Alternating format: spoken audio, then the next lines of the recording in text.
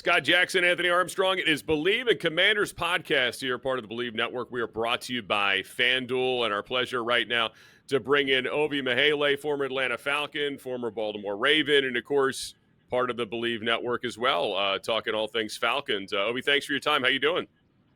I'm doing good. Thanks for having me, guys. Good to have you. Let's start with this. I mean, big shakeup in Atlanta this week. I mean, it's not every week you fire your receivers coach, you tell your offensive coordinator to come down to the field. What do you make of that after just 3 weeks into the season? I don't like it, man. I don't like it. I don't approve it. This is not an approved message from Ovie Mughelli. I feel like it's a cop-out that we've seen over and over and over again in sports, to where hey, we got to have a fall guy. Every gangster movie, every spot, they got to be a fall guy. And you're going to pick a guy who, and I wasn't in the back room, I wasn't in the locker room, I didn't hear all of the conversations, but I know from just playing the sport, and you guys probably know, it's not one coach that has that much power to make a 30-0 game occur. It's not one coach who's the only one who made mistakes in that game to where his career with the Falcons at least needs to end.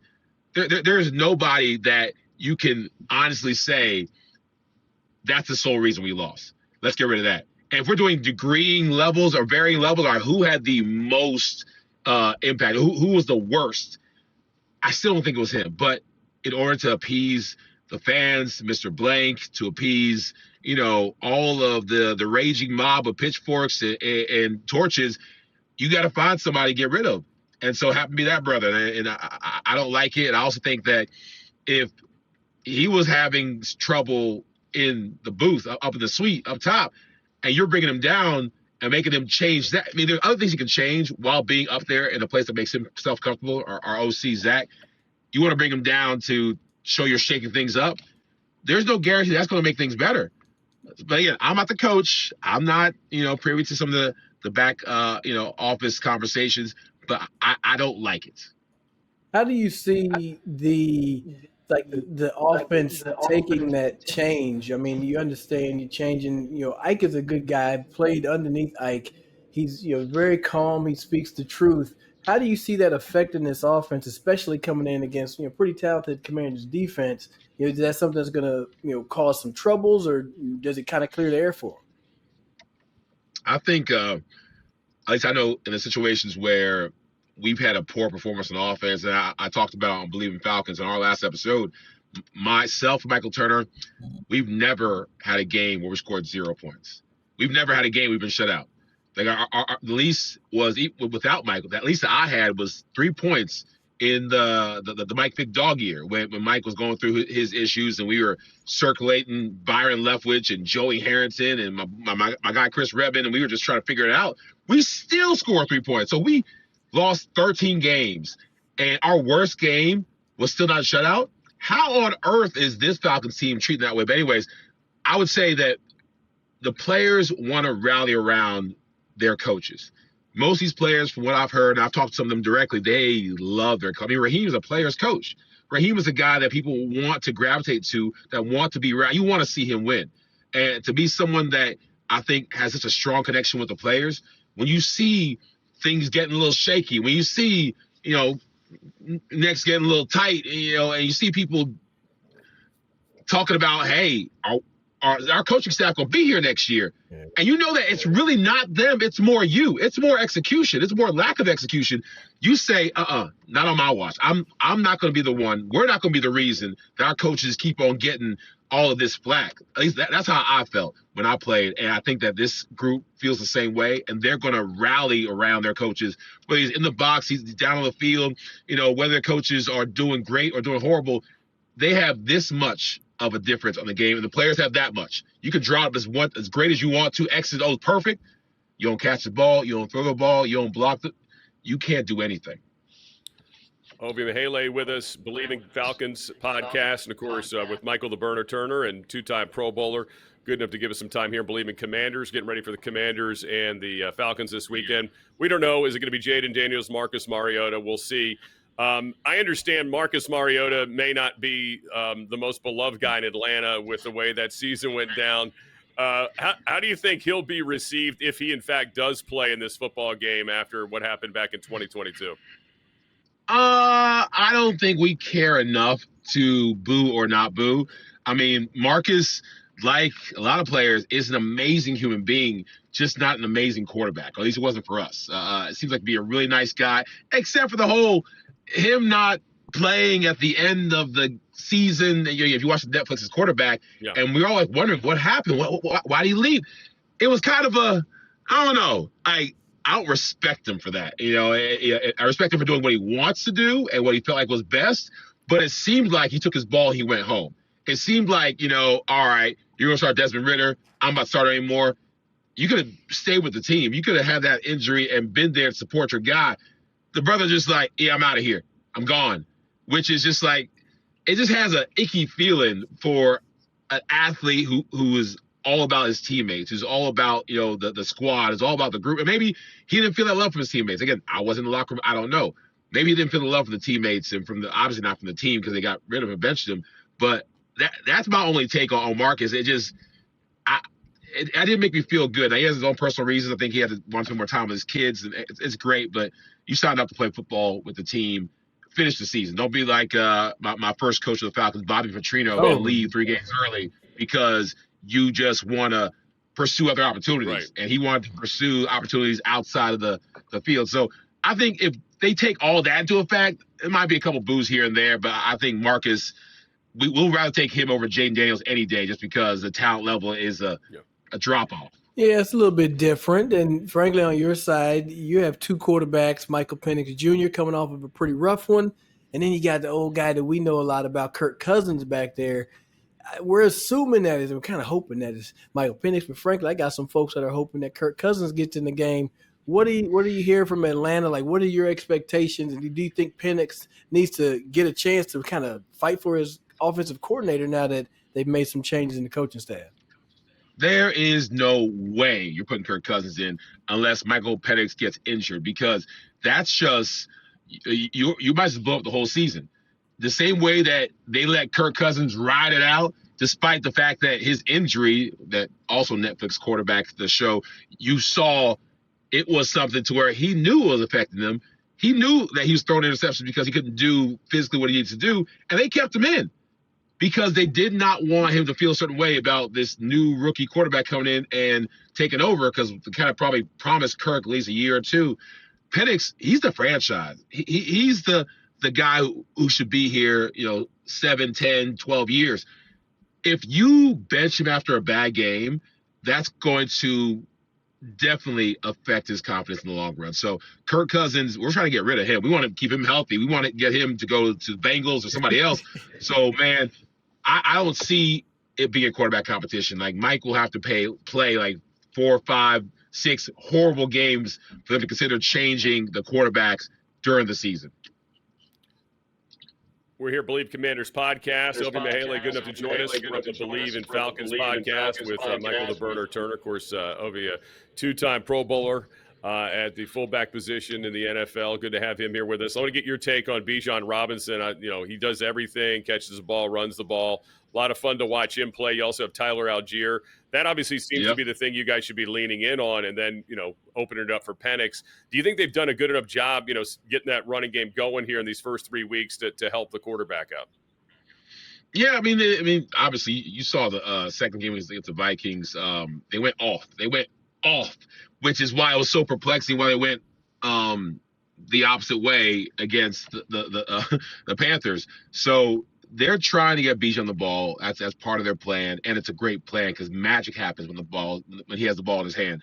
But I think our offensive line has gone from having good games, great games, horrible games. They haven't had consistency in their play, which has made it hard for Bijan, because you've seen Bijan getting tackled in the backfield or attempted to be tackled. He still makes it to the line of scrimmage. Same with Tyler Algier, not in the same dynamic way Bijan's doing it, but still, these guys are dynamic backs. Like, they are good, more than good enough for us to win.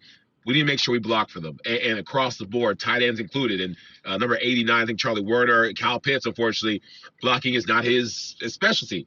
And so they know when Kyle Pitts is in, throwing the ball that way. When Charlie Werner's in, number 89, we running the ball this way. And we need either Charlie become a better passer, catcher as a tight end, and Pitts to be a better blocker, or else we're telegraphing. Everyone's talking about Zach Robinson and the offense being telegraphed, being so predictable. Yeah, it is, because we don't have the personnel that can switch out. Like, one of the benefits of me playing when I played, and the reason I got to the Pro Bowls and the All Pros was because I could catch the ball. I was a tailback in high school. I could run. I was tailback in high school. I had the ability to run the ball at short yardage. I was automatic, and I blocked at a Pro Bowl level. So I remember a couple times, like, they said, Ovie, Michael Strahan, you got him. I said, by myself? You got him by yourself. I said, are you sure? They're like, yeah, well, you're good. And so I blocked the best, beat the best, and put these hands on Hall of Famers and actually held my own. So you need people who can do that. And we have lots of talent, but I think the talent doesn't make it easy for us to not predict what we're going to do on most of the plays. I've seen, like, just regular Falcons fans say, look at this. When that guy's in, like, they're on social media out there telling us, when this happens and that happens, these plays are going. This happens and that. When he's there, these plays are going. I'm like, if they know that on social media, they're in their mom's basement, imagine what these guys who are dissecting film know. Not for you guys to actually do that, but there are some things that you can look at that tell you where we're running the ball, if we're passing or not, and all that good stuff. So we got to get better with that.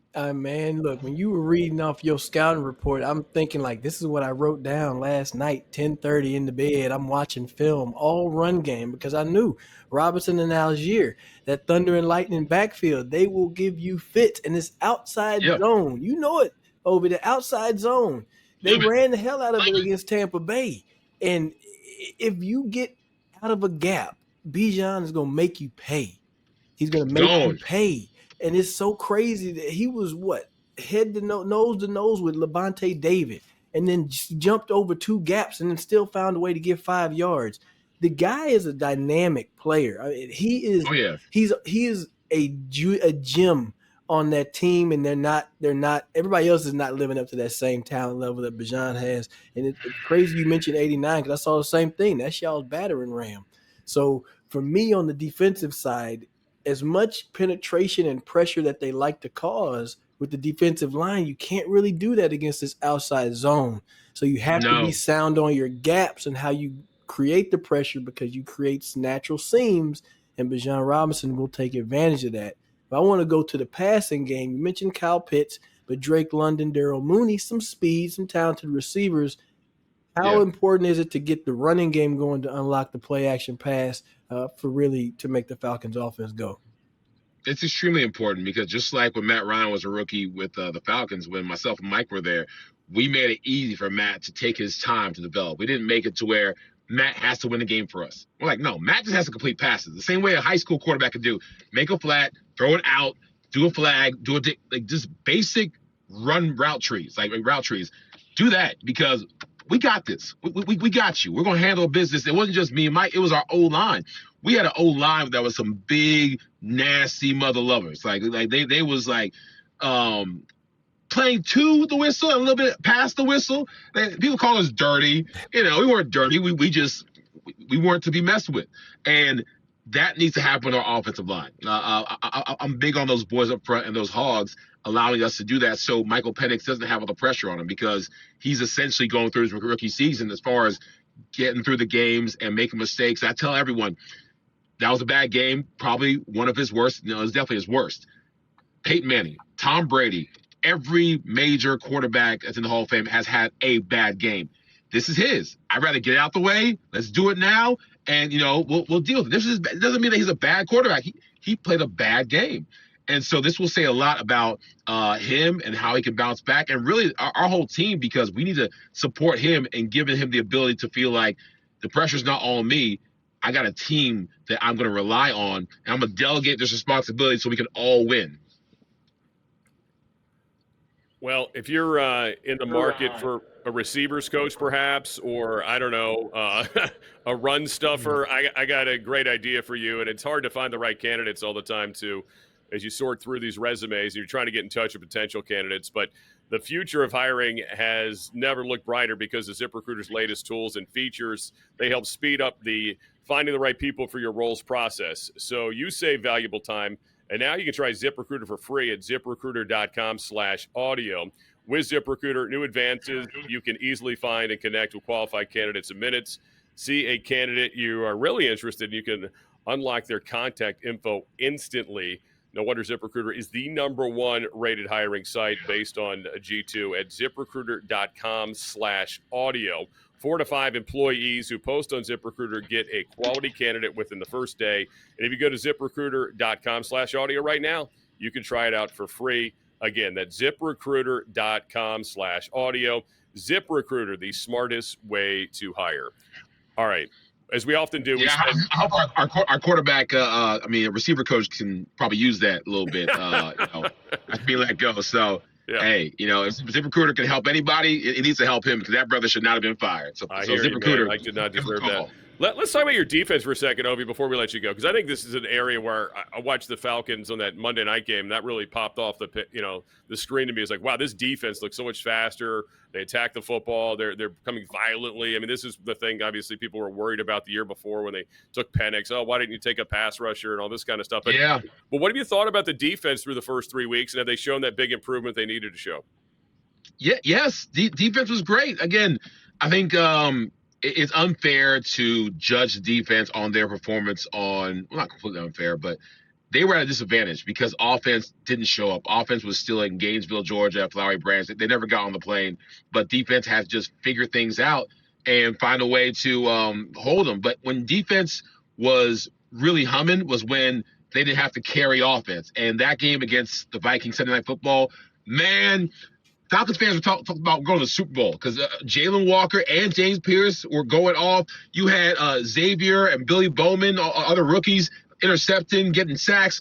It was just like my fellow Nigerian, David Onyemata, showing that you can't replace Grady Jarrett, but he was doing a great job of run stuffing, getting in between these guards, getting skinny, and Rook Ororo, also fellow Nigerian, and doing some big things. We had our defense going off, and then, of course, Wake Forest's finest, Jesse Bates, fellow alumni, is just leading the charge, and you saw him just conducting a beautiful defensive, I think, breakdown of how to get things done. So our defense is good. Like, I can say that confidently without laughing or smiling. We have a good defense. It makes no sense for us to have a good game, a bad game, a good game, bad game. But I'm excited about our defense because we have, I think, the thing we've been missing, which is a pass rush, a good pass rush.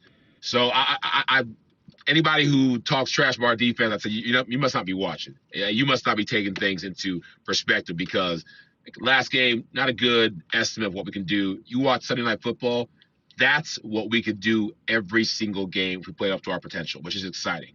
Yeah, with this 1.5 points over there at FanDuel. So they say it's going to be a tight matchup. Make sure you stay tuned in over there. Ovie, appreciate you taking the time. Hey, Sunday, man, good luck to you and the Falcons. But we hope that we get a little bit more the ball bouncing our way.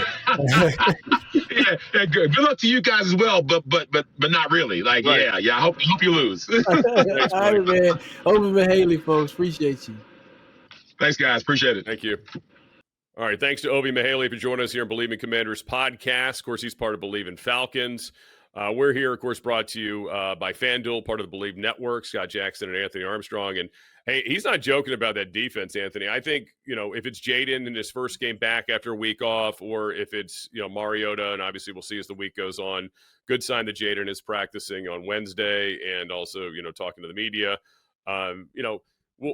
Either one of those guys, they're going to have to be on their game. I think they're going to have to lean into the run once again, big time, no matter who the quarterback is. And let's face it, the quarterback's job may be tougher if Terry McClaurin's not out there, which, when you hear going for a second opinion, not at practice, quad injury, you could probably speak better to that than me. That is not something that makes you feel real good.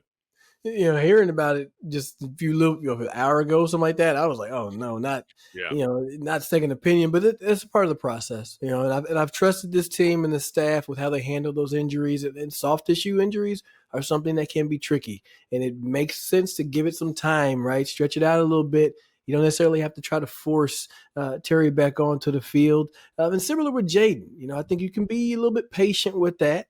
And maybe you don't throw him out there straight away. You try to give him maybe an additional week. But I think it's really going to come down to what the play callers do. How do you call the game, the cadence of the play caller? I think I said it before. You noticed when it was Mariota in there, they were being physical. They were running the ball. I think it was 32, 36, some odd carries, maybe 40 carries. Like that many that lead with that same type of charge. But if you put 5 back there, then it should be the same exact thing. I don't need him to try to be Peyton Manning and pick everybody apart. But to the adding to the offensive part, what do you do without Terry McClaurin? Change some of your tendencies. Watch the tape of yourself and understand that there are other open receivers. I've seen some tape where Jayden's kind of went a little bit too quick to a progression and decided to check it down to Austin Eckler because maybe he does have space, but he's not letting the routes fully develop downfield. So there's opportunities to get more yards, ways to get Terry McLaurin involved, Scott, and just, make this offense grow as the season goes along. Yeah, I mean, look, I think you can see a lot of Ertz, no matter whoever is behind center. You're going to probably see a ton of Debo, of course. This would be an opportunity for Jalen Lane, Luke McCaffrey to get out there, without some of these other guys there and make some plays. Chris Moore, he makes plays. It's so funny. Guy couldn't catch a cold in the preseason. Season starts, he makes catches every time he's throwing the ball. Made a heck of a special teams play last week, too. Knocked his own helmet off making a tackle. So you love to see that from the veteran. But, yeah, I think no matter who's the quarterback, you're right. It's got to be run heavy again with that trio of backs. That bring a different variety. And you said it's 1.5, right? That's a close number. And as you know, even though the game is a road game for the Commanders, there are a ton of old school Washington Redskin fans down there in Atlanta that always show up when they play in any of those domes down there. Yeah, it's going to be the Charlotte conglomerate are going to pull up from the Commanders Nation. So I know that group is going to be there. Brian Murphy's going to be down there. I met a fella, Jimmy Cuthbert. We were at a conference together, Scott. So I had my Commanders hat on. I'm walking around, and then the guy's like, "Oh," he starts pointing at me, and I thought he recognized me. Okay, because I had the hat on. I thought maybe he was like, "Oh snap, I recognize you. Yeah. You used to play for." We taking pictures and stuff. Man, we fast forward. We're friends on Facebook now. He's like, "Hey, I was looking through your pictures. I didn't know you played in the NFL." He just takes pictures of random guys with hats on teams he likes. Yeah, well, because we was at a conference and I was the only person wearing the hat, and I was like, "Oh, I didn't like go in there like, "Oh, you're a fan. Do you want an autograph?" I didn't do one of those. So there was nothing that was nothing crazy about it. But I can tell you what, though, that's some bad data. That was kind of funny. It was a great story, though. But let me tell you about this. Delete Me. It makes it easy, quick, and safe to remove your personal data online at a time when surveillance and data breaches are common enough to make everybody vulnerable. I mean, I thought he knew who I was. It's like identity theft, but it's not. This is what data brokers do. So here, let me tell you about them. Your name, contact info, maybe social security number, home address, and even information about your family members can all be compiled in one little package in a data broker, and they sell that stuff online. That's how you get the spam calls hitting you up all the time. And I know myself, I'm on the internet often in a lot of different places, so it's a big deal for me to take care of my online privacy. So take control of your data and keep your private life private by signing up for Delete Me. Now at a special discount for our listeners. Get 20% off of your Delete Me plan when you go to joindeleteme.com/pro and use the promo code PRO at checkout. The only way to get 20% off, you got to go to joindeleteme.com/pro and enter the promo code PRO. That's PRO on that website to make sure you get yourself that 20% off discount, Scott. Yeah, I thought he knew me. He didn't. There you go. That is great. So the Falcons, again, getting points at home, which is not something you would expect, but Commanders a 1.5 favorite right now. And that over underline on FanDuel is 45.5 right now for this football game. So should be a good one. Again, I will have more information, obviously, as the week goes on. Is it Mariota? Is it Jayden? It seems like they're going to give Jayden every chance to show that he's fully healthy this week. And obviously, hopefully, more of a clear picture on Terry McClaurin. Hopefully, it's a good, clear picture, like good news, clear picture when we find out. Absolutely. But hey, rest is best. So don't freak out. Yeah. Y'all stay tuned with us. We'll have more Commanders versus the Falcons, what they need to do coming up later on this week on Believe in Commanders. For Scott Jackson, I'm Anthony Armstrong. Be good.